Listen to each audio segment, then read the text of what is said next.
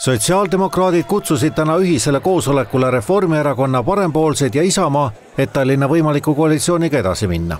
Isamaa teatas, et nemad kohale ei tule ja ainus, mis täna muutus, oli sotsiaaldemokraatide veel suurem imestus, mida Isamaa mõtleb.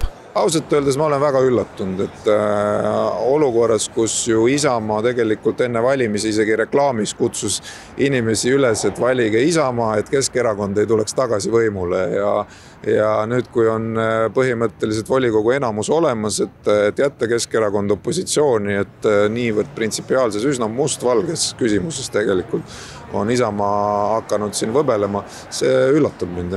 Ma oleks eeldanud kiiremat otsustamisjulgust ja nagu ma ütlen, et minu jaoks ei ole valiku kohta, et seal on väga selge väärtuspõhine valiku tegemise koht. Isamaa on saatnud erakondadele 15 küsimust Tallinna probleemide kohta, alates Vene teemast kuni liiklusküsimusteni ja tahab neid erakondadega eraldi kohtudes läbi rääkida. Mis juhtus nüüd selle meie 15 sõlmküsimusele vastamisega? Juhtus ju see, et 3 erakonda hakkasid meid avalikult survestama. Et Isamaad avaliku surve alla panna on äärmiselt suur viga. Et kui meie oleme praegu kaalukeel ja me ütleme, me tahame vastutustundliku koalitsiooni kokkulepet teha, siis ei saa nii olla, et 3 erakonda survestavad ühte. Kus ta siin üldse võrdset võimalust meile näete? Parempoolsed kogunesid täna õhtul asja arutama, sotsiaaldemokraadid oleksid nõus, Reformierakond kõhkleb, ega valikud neil ju ei oleks, aga eraldi kohtumistesse ei usu keegi. Niimoodi kokku leppida ei saa, ütleme niimoodi, et kahekaupa. Loogiline on see, et osapooled istuvad kõik laua taha.